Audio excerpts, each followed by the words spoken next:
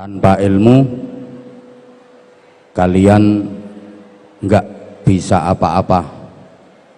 Berprinsiplah tanpa ilmu aku nggak bisa apa-apa, tapi tanpa kamu aku tidak apa-apa.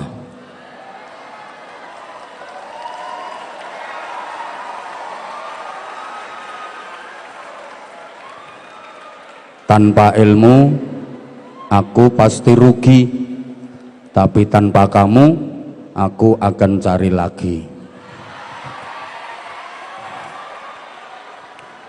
Di SMA Negeri 16 ini kalian dididik agar menjadi pribadi yang perintis, bukan pewaris, yang pengais, bukan pengemis, yang penggerak, bukan penggertak, yang punya karakter, bukan yang karaten, pribadi yang luar biasa, bukan yang biasa di luar, yang terpelajar, bukan yang kurang ajar, yang beradab, bukan yang biadab, yang ahli zikir, bukan yang suka kentir, yang ahli Al-Quran, bukan yang tukang pacaran. Pertama, saya mohon maaf, mungkin saya datang agak telat. Kok saya jadi mikir ini bukan hal yang kebetulan, sesuai dengan masuknya Islam ke Indonesia yang memang agak telat, lambat dan ketinggalan dibanding masuknya Islam ke negara-negara lain di belahan bumi ini. Islam masuk ke Indonesia itu sekitar abad ke-14 pasca runtuhnya kerajaan Majapahit.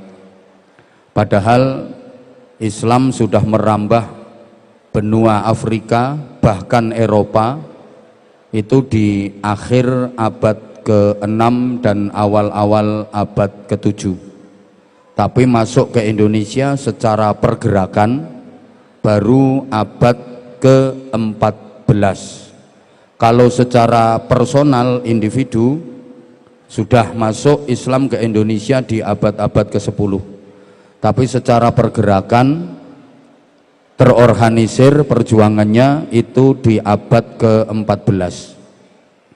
Jadi karena masuknya Islam ke Indonesia itu agak telat, lambat, ini kemudian jadi budaya masyarakat Indonesia, acara apapun wajib telat.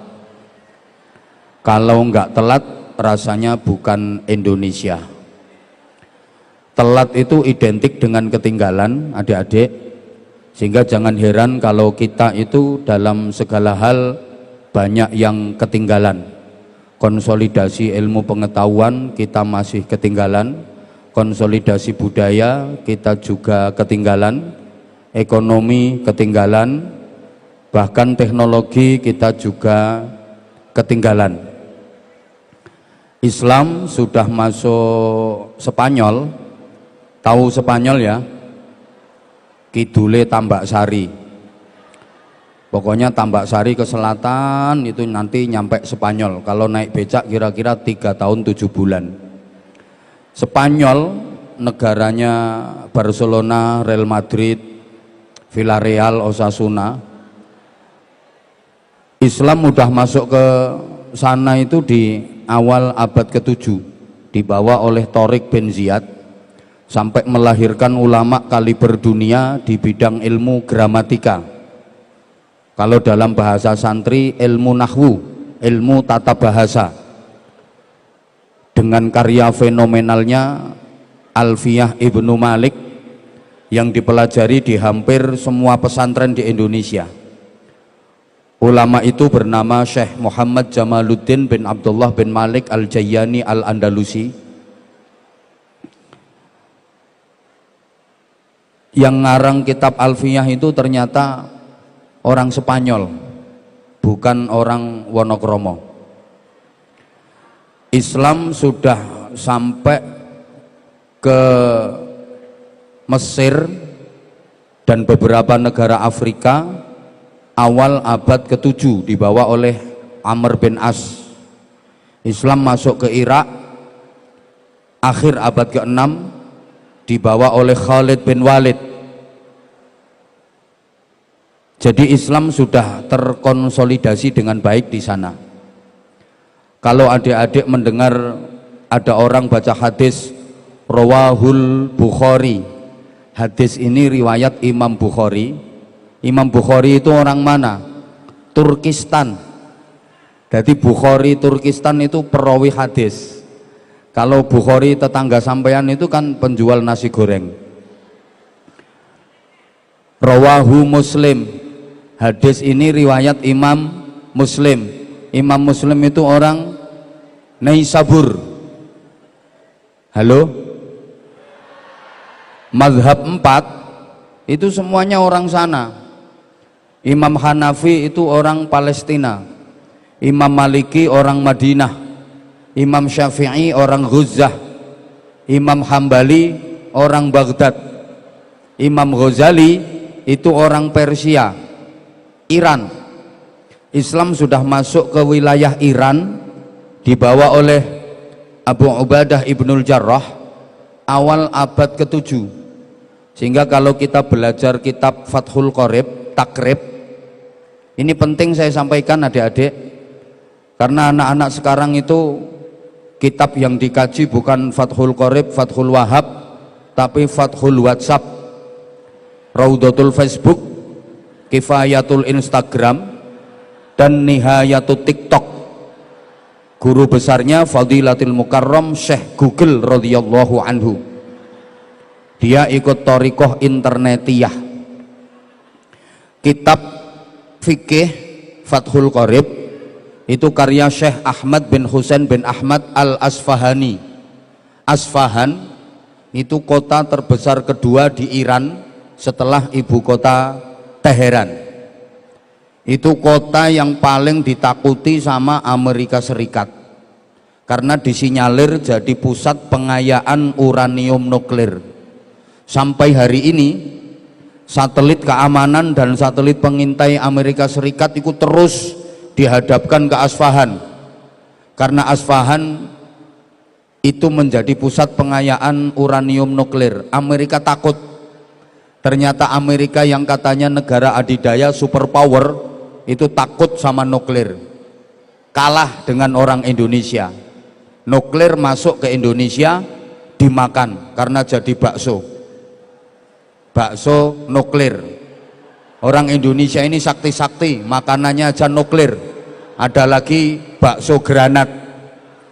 Makanya insya Allah Amerika nggak bakal berani perang lawan Indonesia karena orang Indonesia sakti-sakti, makanannya aneh-aneh. Di Surabaya itu ada rawon setan, dimakan sama orang Indonesia, bakso gendruwo. Orang Indonesia itu doyan tongseng, jadi tong sama seng itu dimakan. Anak-anak kecil itu makanannya molen, beton ya dimplok, kapal selam ya doyan. Malah ibu-ibu sore-sore kletis-kletis makan kue, ditanya keponakannya, makan apa Bek? Kuping gajah. Ya kalau Amerika membangga-banggakan udah sering ke bulan, paling-paling mereka di bulan hanya menancapkan bendera sama pasang satelit. Orang kita lebih hebat. Orang kita lebih hebat. Wong Indonesia itu blonjone ae ning matahari. Kurang panas kayak apa? Allahumma sholli ala Muhammad. Jadi begini, Islam masuk ke Indonesia abad ke-14 dibawa oleh para wali yang kita kenal dengan sebutan Wali Songo. Wali Songo itu ada beberapa kurun, ada beberapa generasi, mulai generasi 1, 2, sampai 3, menyebarkan Islam di Indonesia, yang kemudian sukses besar membawa perubahan agama di Indonesia. Masyarakat Indonesia yang dulunya masih, mohon maaf, Hindu, Buddha, bahkan banyak yang aliran kepercayaan kejawen semacam Purbokayun, Darmo Gandul, Gandule Kang Darmo, ada Gugon Tuhon, bahkan banyak yang kelenik mempercayai Nyai Basingah, Nyi Blorong, Nyi Roro Kidul, Nyi Roro Lor, Nyi Roro Etan, Nyi Roro Kulon, Nyi Roro Tengah, Nyi Roro Pojokan, Mak Lampir, Nene Pelet, Gerandong, wa ala alihi wa sahbihi ajmain. Berubah drastis, mayoritas memeluk agama Islam. Nah, sukses dakwah dari para wali dan para ulama menyebarkan Islam di Indonesia karena menggunakan strategi dan metode yang sangat jitu, yang itu juga digunakan oleh Rasulullah Muhammad Sallallahu Alaihi Wasallam. Di antara strateginya yang pertama, bil hikmati wal mau'izatil hasanah, dengan cara yang hikmah, arif, bijaksana, kemudian dengan nasihat-nasihat kebaikan. Bapak-bapak, ibu-ibu dan adik-adik yang saya cintai, yang saya hormati, rahimakumullah, penyebaran Islam di Indonesia itu tidak pakai kekerasan sama sekali, tapi dengan santun penuh kelembutan, makanya sukses. Wal yatalattaf, dan berlemah lembutlah kamu dalam beragama, berlemah lembutlah kamu dalam mengajarkan agama, dalam menyebarkan ilmu. Tidak boleh pakai kekerasan, karena dalam ayat lain juga dinyatakan, walau kunta faddan ghalidhal qalbi lam faddu min haulik. Jika kamu kasar, jika kamu keras, maka justru mereka, masyarakat, akan lari menjauh darimu karena caramu nggak simpatik. Para ulama dalam menyebarkan ilmu, dalam menyebarkan agama, pakai cara yang santun, penuh kelembutan. Beda dengan penjajah. Belanda menjajah Indonesia itu ratusan tahun. Mereka bukan hanya menjajah ekonomi, tapi juga menjajah akidah. Belanda itu juga menyebarkan agama, tapi agama yang ditawarkan Belanda nggak laku, masyarakat nggak simpatik, nggak tertarik. Kenapa? Karena Belanda pakai cara kekerasan, karena Belanda itu kereng-kereng kalau sama masyarakat. Beda dengan cara yang dipakai para wali dan para ulama, tidak pernah mengerengi masyarakat. Apa mengerengi itu? Ya, tidak mengerengi masyarakat, santun, penuh kelembutan. Halo? Islam tidak mengenal kekerasan. Islam tidak pernah mengajarkan kekerasan, karena Islam sadar sepanjang sejarah peradaban umat manusia, kekerasan selamanya tidak akan pernah bisa menyelesaikan masalah. Maka kalau ada tindak kekerasan yang mengatasnamakan Islam, itu sama halnya dengan menodai nilai-nilai Islam, sama halnya dengan merendahkan Islam itu sendiri. Ini penting saya sampaikan di awal, karena banyak generasi muda kita yang salah dalam mengartikan jihad.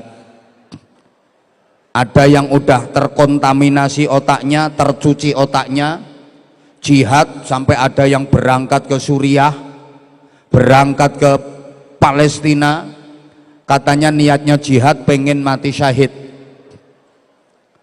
Halo?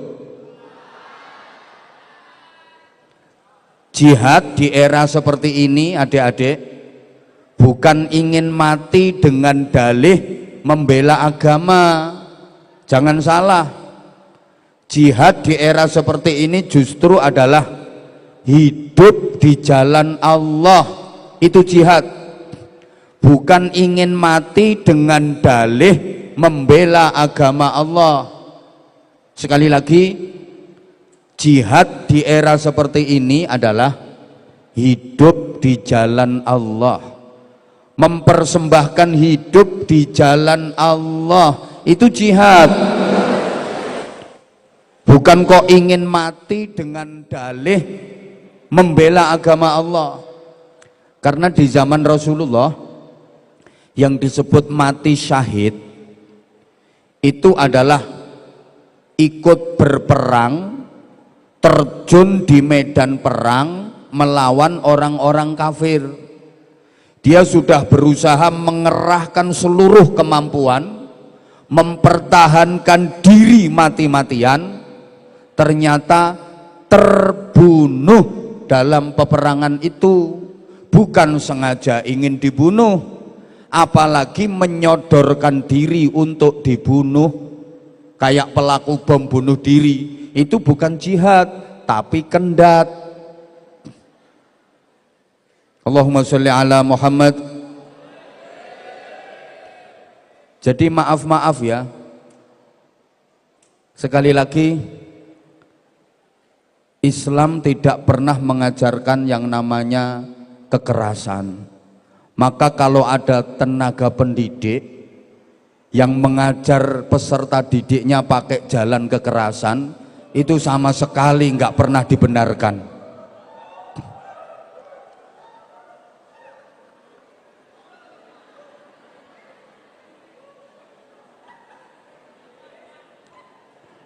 Ini nggak saya lanjut karena sangat sensitif.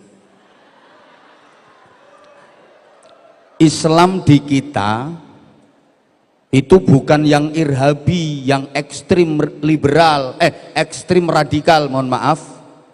Bukan irhabi yang ekstrim, yang radikal. Dikit-dikit ngebom, bukan. Bukan pula yang tatoruf, yang liberal. Agama hanya difahami dengan akal saja. Tapi Islam di kita itu Islam yang tawassut, yang moderat, tengah-tengah.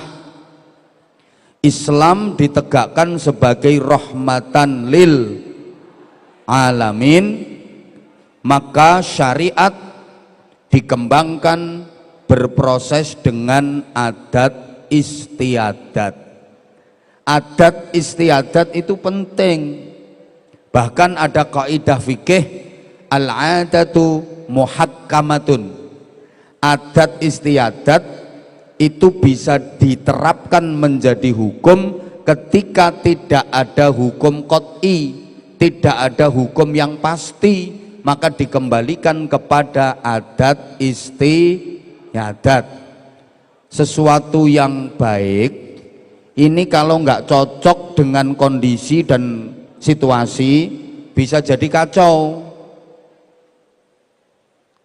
Ayat Quran itu mutlak kebenarannya, karena Al-Quran adalah kebenaran absolut.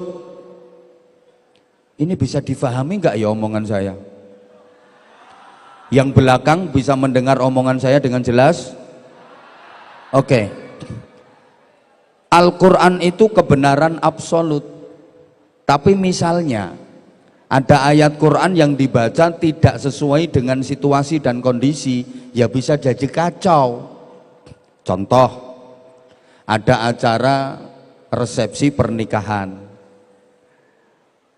kedua mempelai, pengantin pria dan pengantin wanitanya udah duduk di pelaminan, tamu-tamu udah berdatangan, acara dimulai, MC bicara.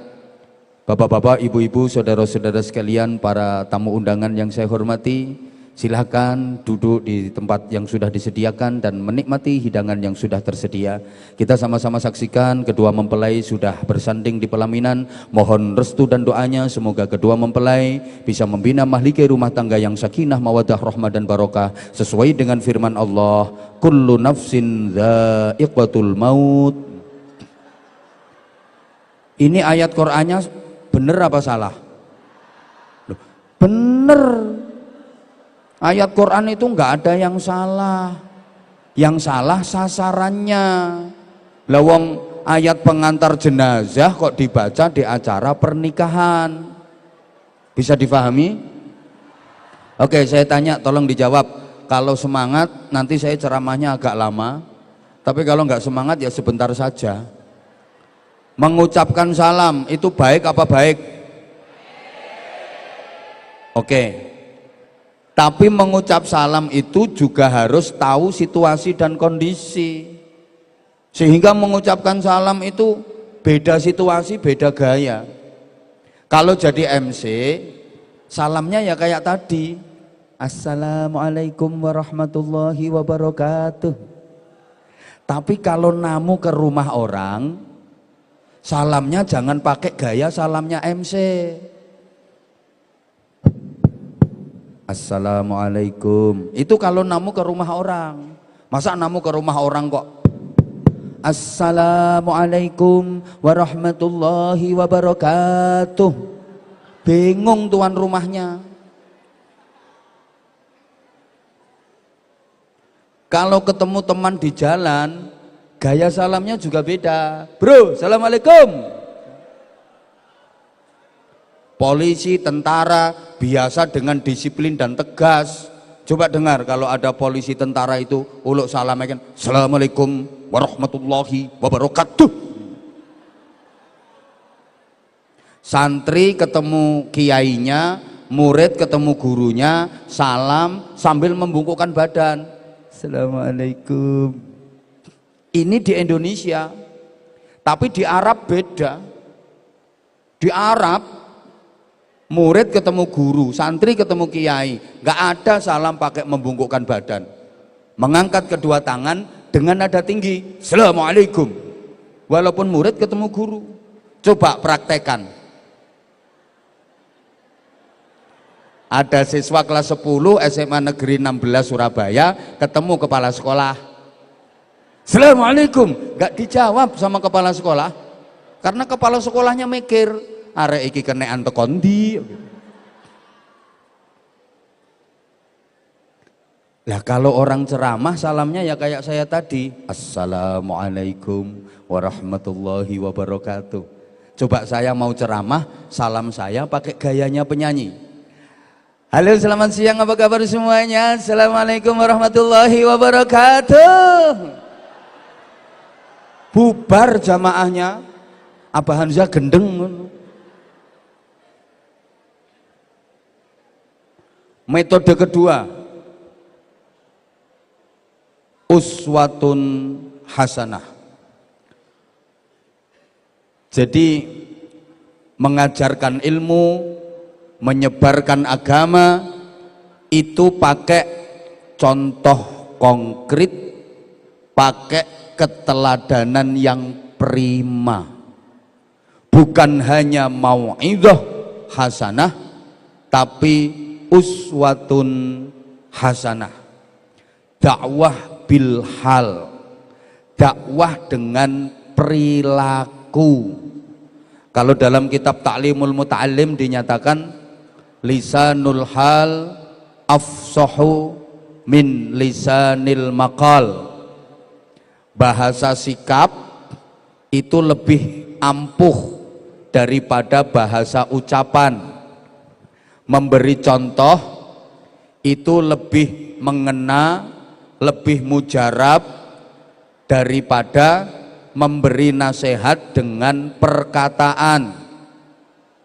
Orang itu dikasih contoh satu kali sama dikasih nasihat berupa ucapan 1000 kali, lebih ampuh dikasih contoh satu kali. Nun sewu, murid juga begitu. Murid itu dikasih contoh sekali luweh mandi timbang diomongi ping 1000. Ini penting karena sekarang banyak oknum guru kalau ke murid itu terlalu banyak tuntutan tapi kurang tuntunan.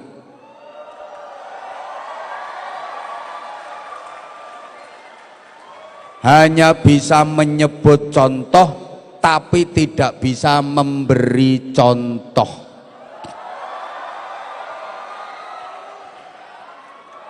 Di antara sebab gagalnya dunia pendidikan itu karena guru sudah kehilangan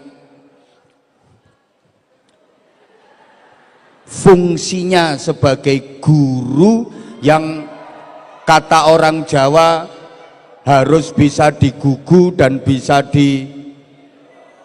orang banter, guru harus bisa digugu dan bisa ditiru. Lah guru sekarang artinya bukan digugu dan ditiru, tapi guru nek minggu turu. Karena sekolahnya libur, bahkan kadang-kadang jadi guru wagu tur saru. Jangan berharap punya murid yang baik kalau belum bisa jadi guru yang baik.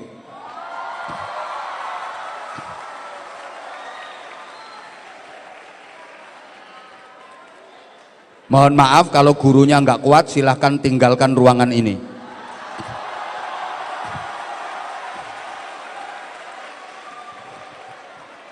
Dulu ada pepatah mengatakan guru kencing berdiri, murid kencing berlari. Sekarang pepatah itu makin parah, jadinya sekarang guru kencing berdiri, murid mengencingi guru.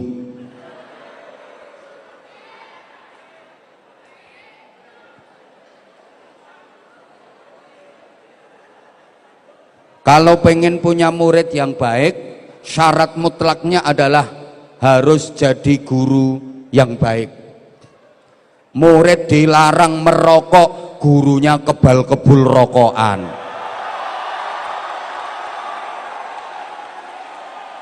Ada apa enggak yang kayak gitu? Namanya siapa gurunya?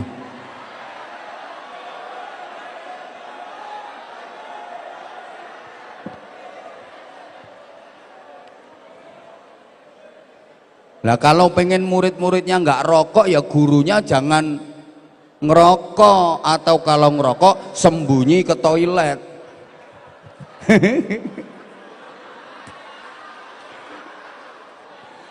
Sorry, itu sekedar contoh sederhana.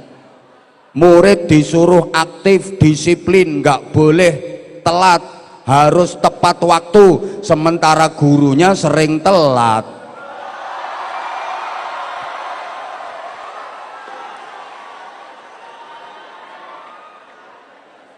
Kalau muridnya terlambat dihukum, nah gurunya kalau terlambat harusnya juga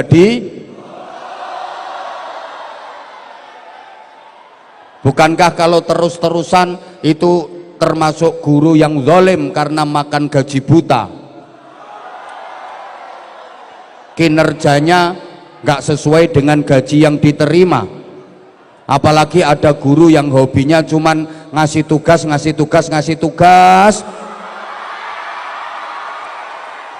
kelasnya ditinggal, dia masuk kantor rokokan. Sekali lagi, kalau guru-gurunya nggak kuat, silahkan tinggalkan ruangan ini.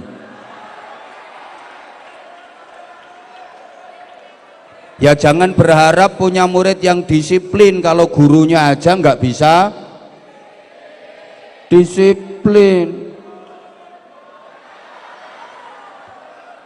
Loh, kenapa pendidikan zaman dulu sukses? Karena guru-guru zaman dulu itu banyak kasih tuntunan ke murid-muridnya, bukan banyak tuntutan. Lah sekarang terlalu banyak tuntutan tapi nggak ada tuntunan. Muridnya dituntut terus, kalian harus berprestasi, sekolahan kita harus juara, tapi nggak ada tuntunan dari guru-gurunya. Kalau pengen punya murid yang berprestasi, ya gurunya harus jadi guru yang berprestasi dong.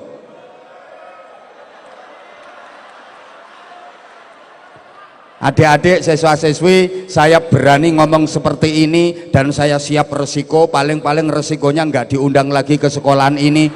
nggak apa-apa, saya nyari sekolahan yang lain.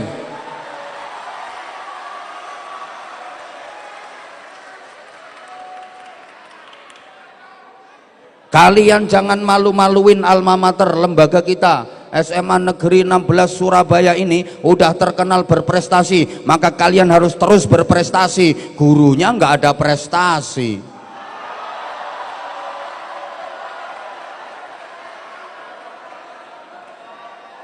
Mangkel ya wes.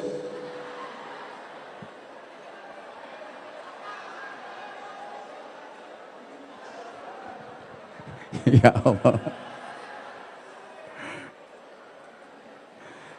Itu namanya hanya menuntut tapi tidak bisa menuntun. Murid itu nggak perlu dikasih banyak tuntutan, kasih tuntunan. Jangan hanya menyebut contoh, tapi harus bisa memberi contoh.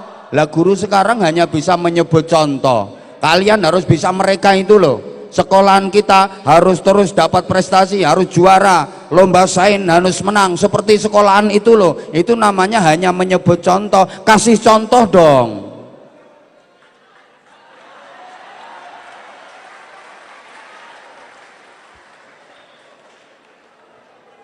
Oke, tak kasih gambaran. Ulama dulu sukses mendidik santri-santrinya, sukses membina masyarakat, itu bukan dari mauidhah hasanahnya, tapi dari uswatun hasanahnya. Bukan dari ceramahnya, bukan dari pidatonya, tapi dari contoh konkretnya. Apa yang diucapkan, dilakukan, satunya kata dan perbuatan. Saya sering sampaikan kritik, masyarakat kita itu terlalu banyak mauidhah hasanah tapi kekurangan uswatun hasanah. Banyak orang yang pandai berpidato tapi nggak pandai jadi contoh. Ketawanya kok nggak enak ya. Akeh wong sing pinter pidato tapi gak pinter dadi contoh. Ada apa enggak? Orangnya datang. Yang mana? Siapa ngomong yang pegang mic? Akeh wong pinter ceramah tapi enggak terarah, enggak pinter jadi uswah.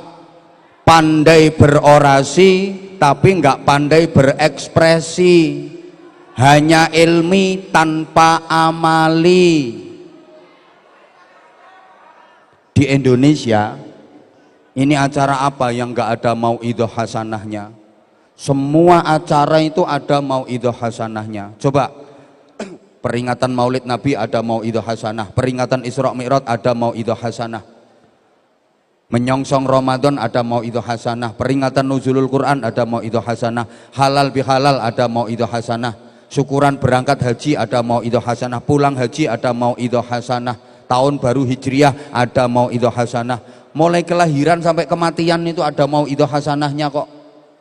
Lamaran mauidhah hasanah, walimatun nikah mauidhah hasanah, walimatul hamil mauidhah hasanah, walimatul tasmiyah mauidhah hasanah, walimatul aqiqah mauidhah hasanah, walimatul khitan mauidhah hasanah. Saya bisa cerita karena saya sudah pernah diundang semua acara-acara seperti itu.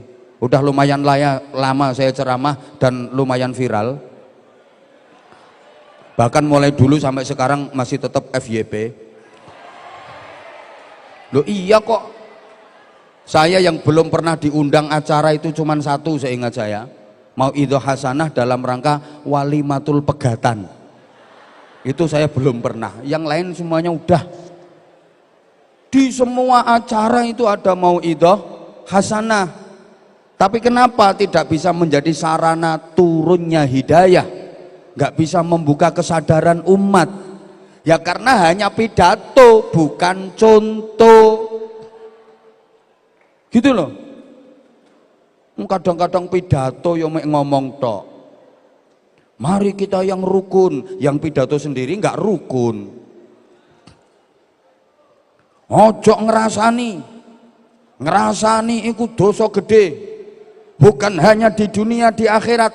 Sekarang aja udah kelihatan orang yang suka ngerasani hidupnya pasti sengsara. Contohnya seperti tetangga saya, loh malah ngerasani tanggane.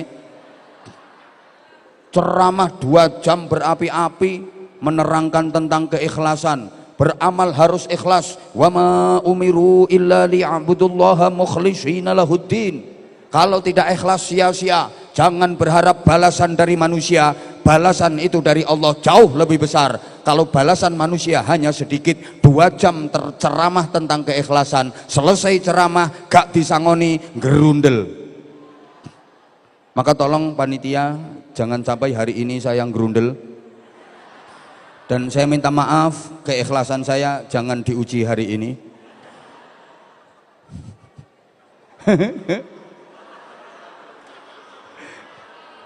Lah gitu kok suruh berhasil nih loh.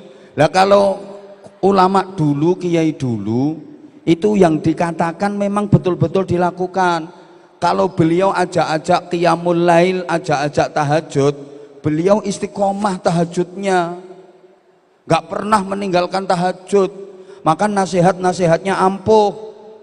Kalau beliau mengajak sholat duha, emang beliau istiqomah sholat duhanya, sehingga nasihat-nasihatnya benar-benar diterima.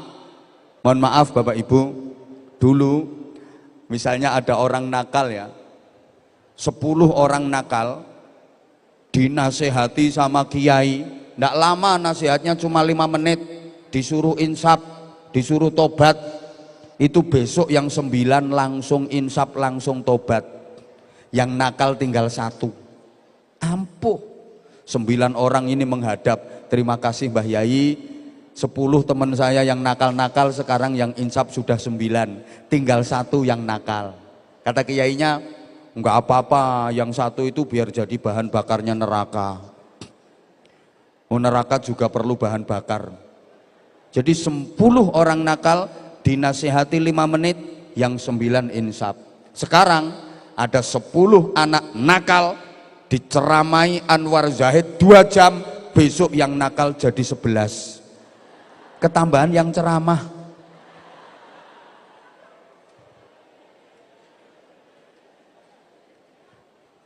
Kita itu terlalu banyak trik tapi kurang action. Allahumma sholli ala Muhammad. Bisa dilanjut? Kita itu kebanyakan teori, kurang praktek. Mbah gak digatekno aku ngomong. Dilanjut gak ini? Sekali lagi, kita itu kebanyakan teori tapi kurang praktek. Masyarakat Indonesia mayoritas beragama Islam, kita tahu.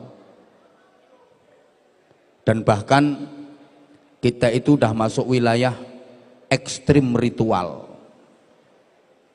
Segala sesuatu itu dikaitkan dengan agama, dan apapun kalau bersentuhan dengan agama sensitif banget di masyarakat kita. Apa saja kalau udah bersentuhan dengan agama jadinya sensitif banget. Saya katakan ekstrim ritual itu maksudnya begini Bapak Ibu, adik-adik. Segala sesuatu itu loh diagamakan. Coba di kita, masjid, gereja, pura, wihara, kelenteng, itu disebut rumah ibadah. Coba, loh mah kok ibadah? Namanya rumah ibadah. Bapak Ibu pernah melihat ada masjid mengerjakan sholat? Jadi masjidnya ki Allahu Akbar, entul-entul jadi duli-gulik, entut-entut, gobek-gobek. Pakaian yang dipakai bapak-bapak itu disebut busana muslim. Kok muslim toh? Padahal belum pernah mengucapkan 2 kalimat syahadat. Yang dipakai ibu-ibu namanya busana muslimah, sama disebut muslimah padahal nggak mengucapkan kalimat syahadat. Peci yang warnanya putih itu disebut peci haji, padahal urung tahu roh Mekah kuwi. Untuk kuneno pasar Dupak. Tapi namanya peci haji. Malah di Kediri itu ada tahu namanya tahu takwa. Berarti itu tahu sudah menjalankan perintah-perintah Allah dan meninggalkan larangan-larangan Allah. Namanya tahu takwa. Mungkin ibu-ibu pengen niru, monggo bikin tempe iman, onde-onde ikhlas, tape subhanallah, dan getuk naudzubillah min dalik. Sayangnya hanya atribut tapi jauh dari esensi, minim dari nilai. Seperti yang saya katakan di depan, hanya gebiarnya saja tapi nilainya sangat minim sekali. Ya Allah, gak dirungokno aku kok. Kita itu kakean teori kurang praktek. Yang punya teori kita, tapi yang mempraktekkan justru malah orang lain. Ironi sekali. Oke. Sumber dari semua ilmu pengetahuan dan teknologi itu adalah Al-Quran. Al-Quran itu milik umat Islam. Lah, negara di dunia ini yang penduduknya beragama Islam paling banyak, Pakistan sama Indonesia. Harusnya yang mempraktekkan itu ya kita. Harusnya kita itu jadi umat yang paling pinter dong harusnya. Wong sumber ilmu semua di kita. Tapi yang mempraktekkan malah orang lain. Itu yang saya maksud. Maaf ya. Contoh sederhana, dari segi teknologi kita kalah jauh dari Jepang. Padahal Jepang bukan negara Islam. Jepang itu paling banyak agamanya Shinto, menyembah matahari. Punya kitab suci namanya Nahonja sama Nihongi Yingiski. Ini kita awur sampean gak kira ngerti.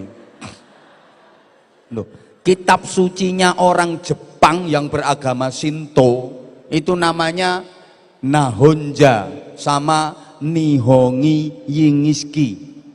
Mereka punya Tuhan yang disebut dengan Amaterasu Ohomikami.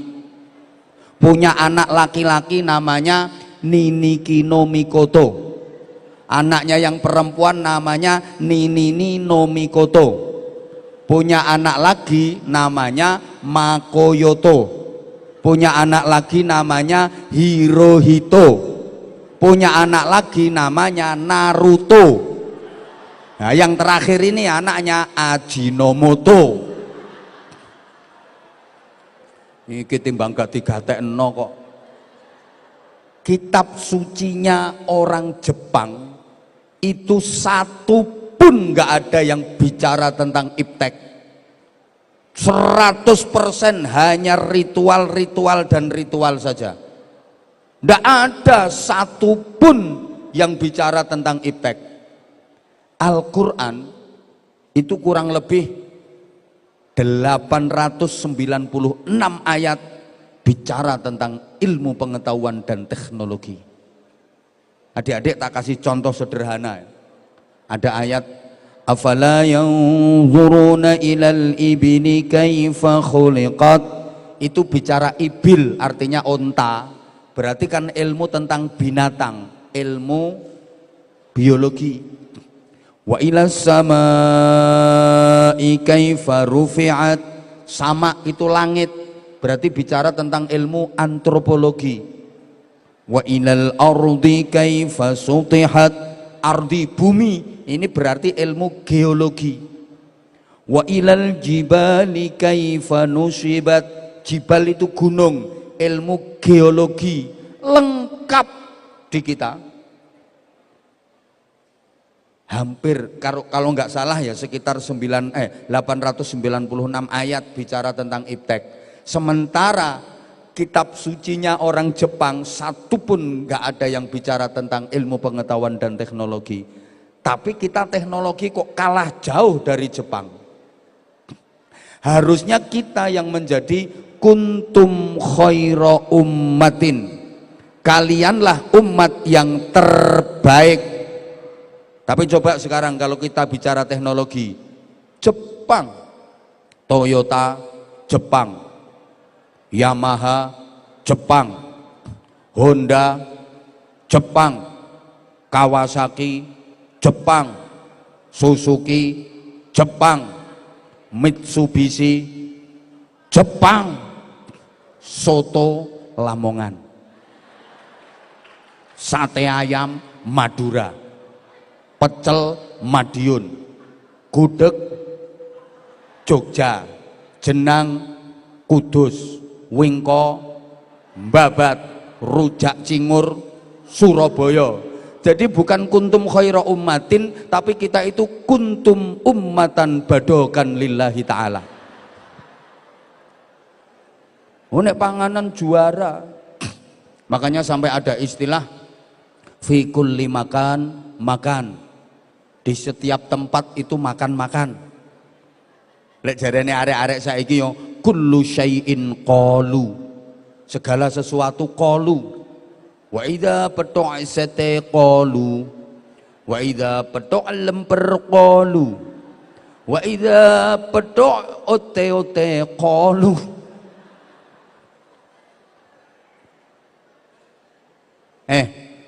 Kita punya innallaha yuhibbut tawwabina wa yuhibbul mutatahhirin. Itu tentang kesucian, tentang kebersihan. Bahkan di mana-mana itu banyak tulisan an-nadzafatu minal mbuh gak nyaut to. An-nadzafatu minal iman. Kebersihan adalah bagian dari iman. Tapi prakteknya kota di dunia ini yang paling terjaga kebersihannya, satu Singapura, dua Tokyo, yang dua-duanya bukan kotanya umat Islam. Kota kita kan terkenal komprohnya. Loh, tempat ibadah kita itu kalah bersih. Maaf ya, Bapak Ibu kalau masuk ke gereja, pura, wihara, kelenteng, bersih-bersih, wangi-wangi, harum-harum. Coba masuk masjid, sawang, kotoran, kadang ono telek cecek lo gak disuceni, malah dibunderi kapur. Wer, kasih tulisan awas telek. Apalagi masuk ke kamar mandinya, pesingnya 27 derajat, kayak fadilahnya sholat jamaah. Yang mempraktekkan kok justru malah mereka. Sorry ya, saya beberapa kali ke Singapura. Astagfirullahaladzim. Sopo sing ngomong lapom rono mau ngaret ngawur lek ngomong gini-gini udah beberapa negara luar negeri bro. Loh. Ini besok tanggal 21 sampai tanggal 26 saya safari dakwah Taiwan sama Hong Kong. Gak usah keplok, gak lucu. Bilangin kok beberapa negara luar negeri udah, Brunei, Malaysia, Jepang, Korea, Malaysia, Taiwan, Hong Kong, wes pisinganku ning kono. Coba, saya pas waktu itu diajak jalan-jalan sama panitia naik kapal pesiar di sungai besar. Ya mesti mosok naik kapal pesiar kok no stasiun.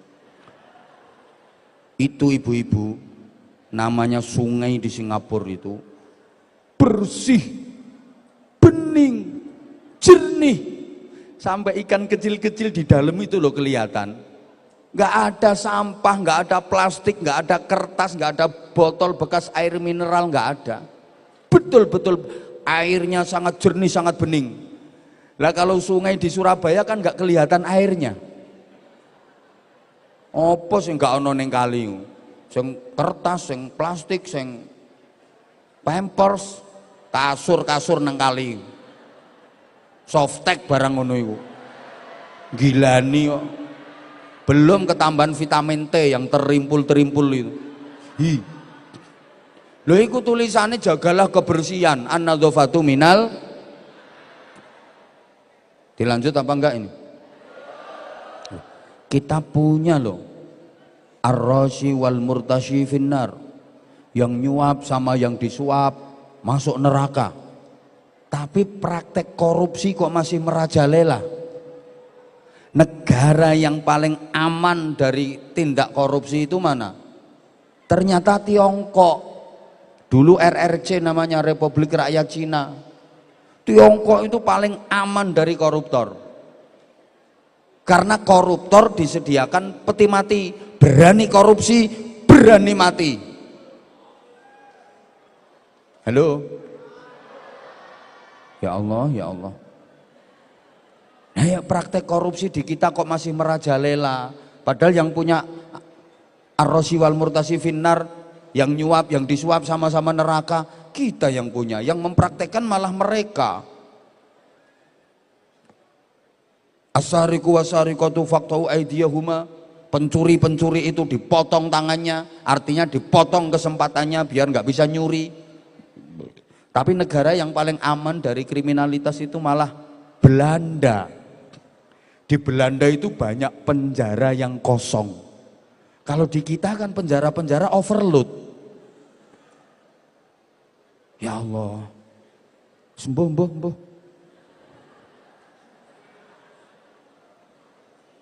Coba dari konsolidasi ilmu pengetahuan aja kita kalah jauh loh.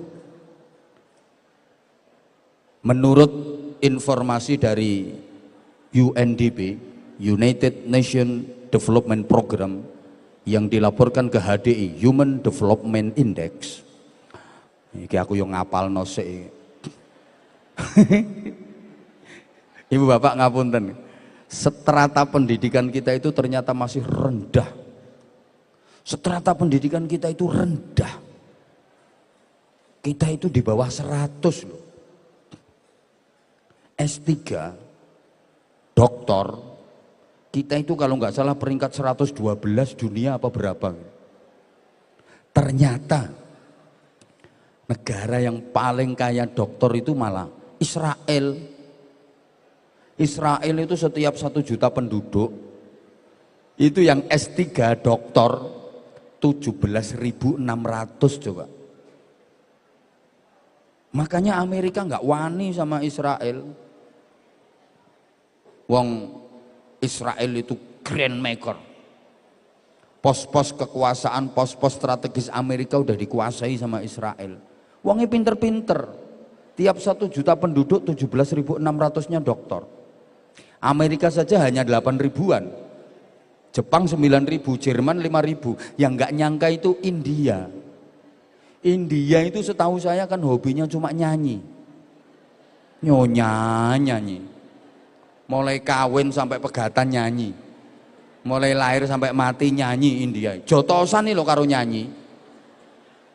Gitu? India itu hobinya nyanyi. Sing dapat barokahnya India ya dulu ada polisi namanya Norman Kamaru itu. Gara-gara caya aja udah jadi penyanyi. Itu lagu yang paling fenomenal itu Kucek-kucek kotange. Tumpai wae lumai wae bojone dhewe kucek-kucek kotange. Lah India itu setiap 1 juta penduduk ternyata dokternya berapa? 4.500. Lah Indonesia dari 1 juta penduduk dokternya suwidak loro, Pak. Itu pun yang separuh tuku gelar doktor. Loh di kita kan bisa dijual belikan gelar doktor. Suruh kualitas dari mana? Mbok paham mbok enggak ngene iki aku ngomong ini. Ya maksudku yang menyesuaikan wong ini ceramahnya di dunia pendidikan, masa saya menerangkan tentang kematian? Halo? Dilanjut napa mboten iki? Lah ini masih ada waktu 5 menit. Yang loh iya. Loh artinya tantangan gini loh, anak-anak kita harus kita bekali dengan ilmu. Oke, gitu aja biar nggak terlalu lama saya. Anak-anak tolong perhatikan. Di era seperti ini kalian harus membekali diri minimal dengan 3 ilmu. Kalau saya ringkes, pertama ilmu dini atau ilmu agami. Kedua ilmu profesi. Yang ketiga, ilmu kreasi. Ilmu dini didapat melalui ngaji. Ilmu profesi didapat melalui sekolah. Ilmu kreasi ini bisa diperoleh melalui realita kehidupan. Ilmu dini ini untuk mengolah dan mendidik hati. Ilmu profesi mengolah dan mendidik otak. Ilmu kreasi mengolah dan mendidik otot. Dengan ilmu dini manusia jadi takwa. Dengan ilmu profesi manusia jadi cerdas. Dengan ilmu kreasi manusia jadi terampil. Ilmu dini mengolah rasa, ilmu profesi mengolah rasio, ilmu kreasi mengolah raga. Jadi harus bisa olahraga, olah rasa, sekaligus olah rasio. Diharapkan generasi kita itu ahli zikir, ahli fikir, ahli ikhtiar, takwa, cerdas, terampil, sensitif, kreatif, produktif, inspiratif, inovatif, imajinatif, sregep zikir, pinter mikir, gelem nyoper, melintir, mampu menghadapi masalah moralitas, kreativitas, sekaligus kriminalitas, kolbiyah, akliyah, dan jasadiyahnya terpadu. Allahumma sholli ala Muhammad.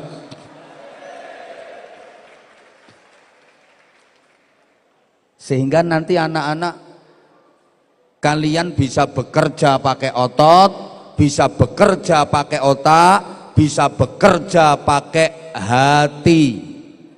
Bekerja pakai otot namanya kerja keras, bekerja pakai otak namanya kerja cerdas, bekerja pakai hati namanya kerja ikhlas. Kerja keras, kerja cerdas, kerja ikhlas. Kalau hanya kerja keras hasilnya pas, tapi kalau ditambah kerja cerdas hasilnya lebih luas. Apalagi disempurnakan dengan kerja ikhlas, hasilnya tak terbatas. Loh, merangkai kata-kata seperti ini gak gampang, makanya yo larang. Ya pengen murah yo TU-mu dhewe kuwi kon ceramah kok yo. Ayo kita buktikan. Kerja pakai otot namanya kerja keras, hasilnya hanya pas. Tapi kalau mau kerja pakai otak namanya kerja cerdas, hasilnya lebih luas. Apalagi mau kerja pakai hati namanya kerja ikhlas, janji Allah diberi hasil yang tak terbatas. Contoh sekarang, kerja pakai otot, kerja keras, ya pas. Kayak binatang, kuda, kerbau, sapi, itu kerjanya pakai otot, kerja keras, hasilnya pas. Sapi disuruh ngerakal di sawah, bajak di sawah. Kuda disuruh narik bendi, narik dokar. Hasilnya ya pas, segitu-gitu aja. Karena kerjanya hanya pakai otot, kerja keras. Lah manusia kok hanya mengandalkan otot, kerja keras, hasilnya ya hanya pas. Maaf, bukan bermaksud merendahkan. Nanti kalau saya bikin contoh satu profesi dianggap merendahkan, melecehkan, nanti terus diviralkan. Siapapun yang kerjanya hanya pakai otot, hanya kerja keras, hasilnya pasti hanya pas. Lihat aja orang-orang yang kerjanya hanya mengandalkan otot, ya pas hasilnya. Tapi kalau ditambah dengan kerja pakai otak, namanya kerja cerdas, hasilnya pasti lebih luas. Kerja cerdas itu kerja profesi, contoh dokter, udah. Dokter itu kan kerjaannya tukang coblos. Dokter itu kan nyubles, tapi kan dia kerjanya pakai otak, pakai ilmu. Ya Allah, hasilnya lebih luas. Udah, podo-podo tukang cubles, sekarang bandingkan yang kerja keras dengan yang kerja cerdas.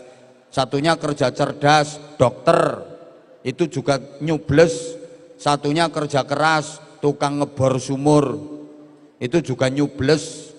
Coba yang tukang ngebor sumur itu sonteknya gede banget, gawanane wabot, melet-melet, nggone panas, keringetnya derodosan, tubuhnya dekil, kotor, campur lemah. Yang dicubles alot, brus, kadang nggak cukup 100 kali cublesan, hasilnya pas 100.000 sampai 200.000.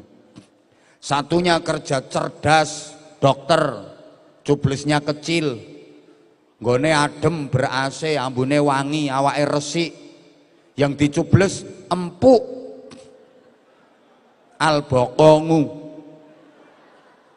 sekali cubles cus, wis tau sak munine gak kira ditawar ambek uang. Berapa Pak Dokter? 700.000. Dibayar, gak mungkin ada kok. Berapa Pak Dokter? 700.000. Gak boleh kurang Pak.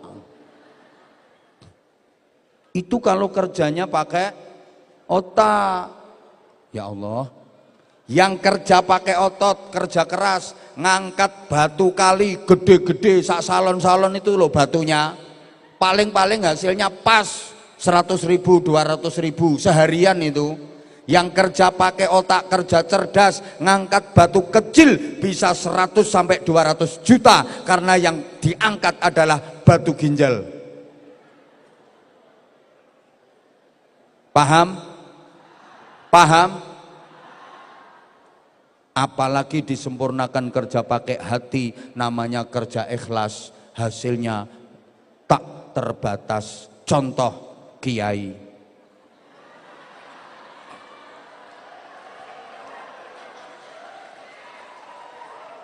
Pernah ngelihat ada kiai kerja pakai otot petentengan? Pernah ngelihat kiai golek kodok, golek bekicot?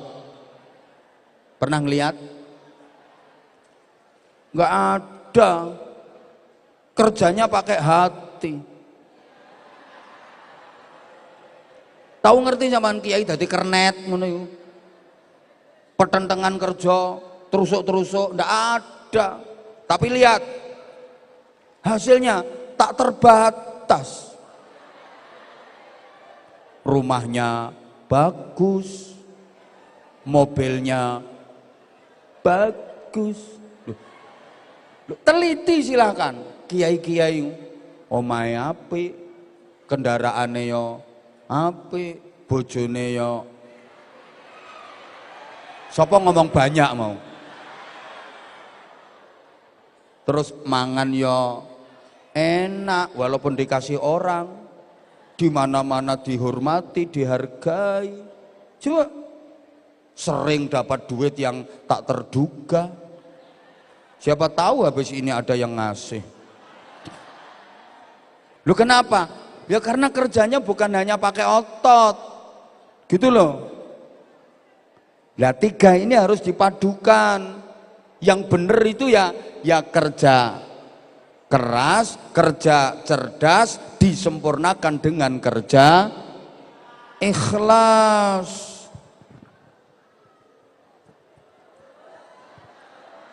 Yang nggak ikut nyumbang nggak usah cerewet. Nyumbang berapa? Gitu. Ngono loh.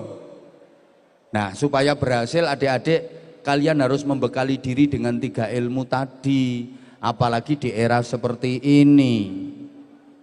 Loh, kita itu nggak boleh ketinggalan.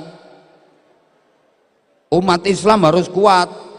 Al-mu'minul qawiyyu ahabbu ilallah minal mu'minid dhaif. Orang mukmin yang kuat lebih dicintai Allah daripada orang mukmin yang lemah. Ya kuat ini semuanya, zahiran wa batinan, kuat fisiknya, kuat pemikirannya, kuat hatinya, termasuk kuat ekonominya. Loh, orang Islam itu nggak diajari miskin. Orang Islam itu justru dituntut untuk jadi orang kaya harusnya, harus kuat secara perekonomian. Halo? Lah karena ada kewajiban rukun Islam yang kelima, ibadah haji. Lah kalau lemah secara ekonomi berarti kan nggak mampu menjalankan ibadah haji. Lah kalau orang Islam miskin-miskin semua, siapa yang bangun masjid? Siapa yang nyantuni anak-anak yatim? Kalau orang Islam miskin semua, orang Islam itu justru dituntut untuk kaya. Coba, tidak ada satu ayat Quran pun, tidak ada satu hadis Nabi pun yang memerintahkan kepada umat untuk menerima zakat, menerima sodakoh. Tidak ada. Yang ada itu perintah untuk membayar zakat, mengeluarkan sedekah. Lah supaya bisa membayar zakat, supaya bisa mengeluarkan sedekah harus kaya. Tidak ada Bapak Ibu ayat Quran yang berbunyi artinya hai orang-orang yang beriman terimalah zakat. Tidak ada. Hai orang-orang yang beriman terimalah sedekah. Tidak ada. Yang ada itu perintah membayar zakat, mengeluarkan sedekah. Bahkan jenengan udah sering dengar prinsip al-yadul ulya khairun minal yadis sufla, tangan yang di atas lebih baik daripada tangan yang di bawah. Bermental peminta-minta. Bahkan orang yang suka minta-minta, ya'ti yaumal qiyamati wa laysa fi wajhihi muz'atu lahmin. Besok pada hari kiamat akan datang dalam keadaan wajahnya nggak ada daging sama sekali, alias jadi tengkorak. Umat Islam harus kaya. Halo? Kalau panjenengan punya Al-Quran besar yang dibuka tangan persis ada tulisan merah bunyinya wal yatalattof, itu ayat apa? Ayat ekonomi. Fal ya'tikum birizqin minhu wal yatalattof. Ada kata-kata rizqin di situ. Ya Allah, gak dirungokno ketoke. Dilanjut ya dikit lagi ya. Secara ekonomi kita harus kuat. Orang kaya sama orang miskin, maaf-maaf, ibadahnya orang kaya itu lebih variatif. Apa yang dilakukan orang miskin, orang kaya bisa kok. Tapi orang miskin kan nggak bisa melakukan hal yang bisa dilakukan orang kaya. Orang miskin berzikir, orang kaya juga bisa berzikir. Orang miskin baca Quran, orang kaya juga bisa baca Quran. Orang miskin puasa, orang kaya juga bisa puasa. Tapi ketika orang kaya membayar zakat, orang miskin. Ketika orang kaya bersedekah, orang miskin. Ketika orang kaya pergi umroh, pergi haji, orang miskin. Loh, orang kaya itu ibadahnya lebih variatif. Masjid dibangun, nyoh. Pesantren dibangun, nyoh. Ada madrasah dibangun, nyoh. Ada santunan yatim piatu, nyoh. Orang miskin paling-paling ya tak dongakno. Maaf, ini jangan dipelintir omongan saya. Halo? Wong tuntunannya aja disuruh fid dunya hasanah wa fil akhirati hasanah kok. Orang Islam harus kuat. Dari segi keilmuan juga harus kuat. Jangan sampai kita lemah. Wah, ini padahal materi ceramahnya baru 1/4 loh ini. Ya udah, tahun depan diundang lagi aja.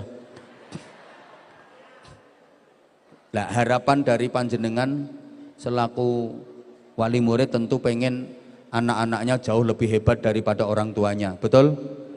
Betul? Dan tanda orang tua yang sukses itu orang tua yang bisa mengantarkan anaknya lebih hebat daripada orang tuanya. Demikian pula guru yang hebat itu guru yang punya murid dengan kapasitas dan reputasi melebihi gurunya.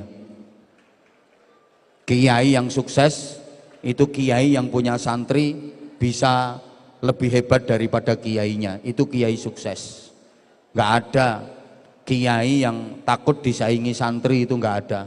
Dan saya yakin guru-guru di sini juga begitu, akan merasa bangga, bahagia ketika punya murid yang prestasinya melebihi gurunya. Saya yakin guru-guru SD yang sekarang muridnya jadi menteri, muridnya jadi gubernur, muridnya jadi jenderal, beliau-beliau pasti merasa bangga. Setidaknya ikut andil dalam mengantarkan kesuksesan murid-muridnya. Betul? Betul? Ya Allah, saya sendiri Bapak Ibu, kalau anak-anak saya di pesantren itu ikut lomba, terus mereka bisa dapat juara, itu kebanggaan sendiri, luar biasa rasanya, bangga di hati. Dan cita-cita terbesar saya juga itu, anak-anak saya, anak kandung maupun anak didik harus bisa lebih hebat daripada sekedar saya. Orang tua yang hebat begitu, ayahnya ketua RT, anak jadi wali kota, anak jadi menteri, itu orang tua hebat. Bapaknya TNI AD, Tani Angkatan Doran, anaknya jadi jenderal, orang tua hebat. Bukan hanya dari segi finansial dong. Lah kunci utamanya ya tadi, anak-anak kita harus dibekali dengan ilmu. Tapi jangan hanya ilmu saja, mohon maaf sekali, jangan hanya ilmu saja, harus disertai dengan iman.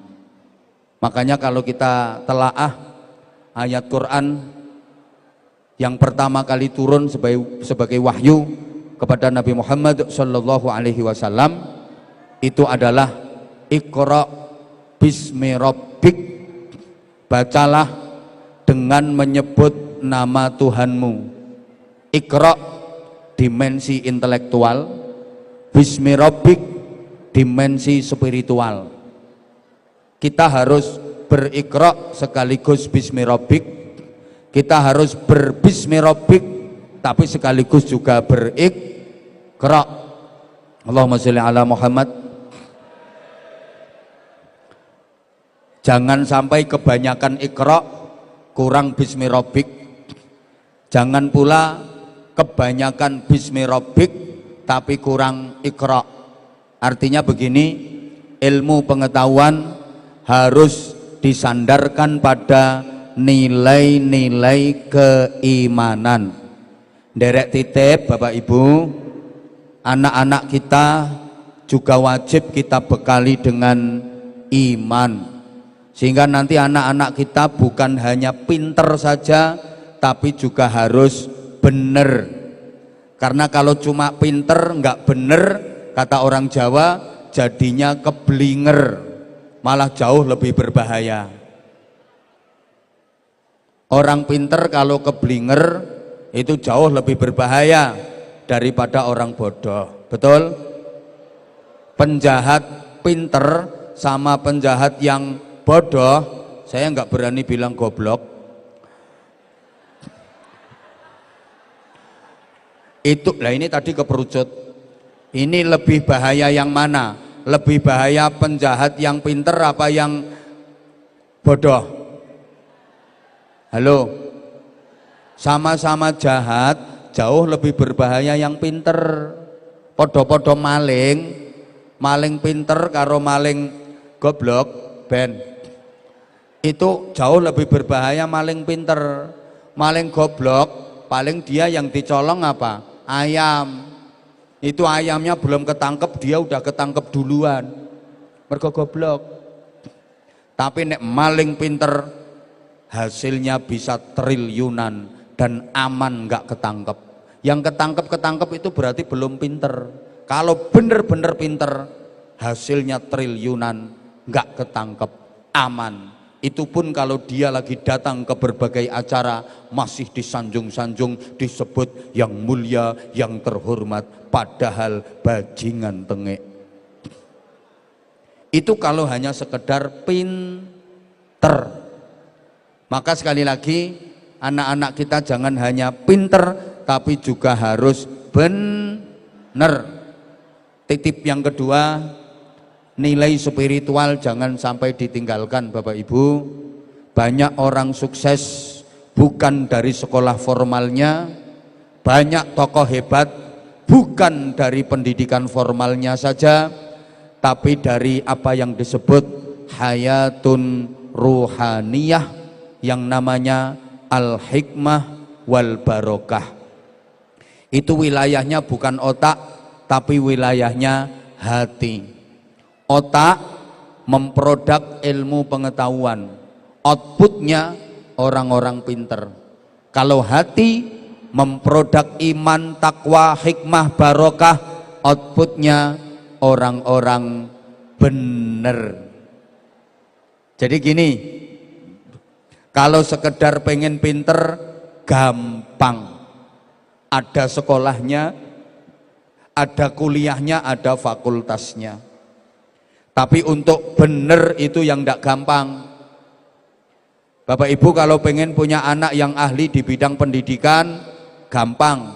Di mana-mana banyak fakultas pendidikan, tapi sampai hari ini belum ada fakultas kesabaran. Betul? Anaknya kuliah nanti Pak, alhamdulillah anakku keterima neng fakultas kesabaran. Nggak ada. Pengen pinter di bidang ekonomi gampang, banyak fakultas ekonomi, tapi nggak ada fakultas kesejahteraan. Pengen pinter di bidang teknologi, teknik ada fakultasnya, tapi nggak ada fakultas ketakwaan. Pengen pinter dakwah, banyak fakultas dakwah, tapi nggak ada fakultas keikhlasan. Pengen ahli hukum, banyak kok fakultas hukum, tapi kan nggak ada fakultas keadilan, nggak ada fakultas kejujuran. Betul? Betul? Sehingga kita sering merasakan orang itu bisa sama di dalam doa, tapi beda di dalam ampuhnya doa. Mungkin sama di dalam perkataan, tapi berbeda di dalam perbuatan. Sama jilbabannya, tapi beda nilai solihahnya. Doa yang dibaca bisa sama, tapi ampuhnya bisa berbeda. Itu beberapa hal yang saya sampaikan, mudah-mudahan ada manfaatnya. Sekali lagi saya terima kasih atas segala sambutannya. Saya ikut berdoa semoga ke depan SMA Negeri 16 Surabaya makin maju, makin jaya, makin sukses, terus bisa memberikan kontribusi positif untuk negara kesatuan Republik Indonesia yang kita cintai bersama, terus menebar maslahah, manfaah dan barokah untuk umat manusia. Segala salah dan khilaf saya mohon maaf yang sebesar-besarnya. Mari kita akhiri dengan doa sederhana, mudah-mudahan majelis yang terlaksana hari ini benar-benar diridhoi dan dibarokai Allah Subhanahu wa taala. Al-Fatihah. A'udzubillahi minasyaitonir rajim. Bismillahirrahmanirrahim. Alhamdulillahirabbil alamin. Arrahmanir rahim. Maliki yaumiddin. Iyyaka na'budu wa iyyaka nasta'in.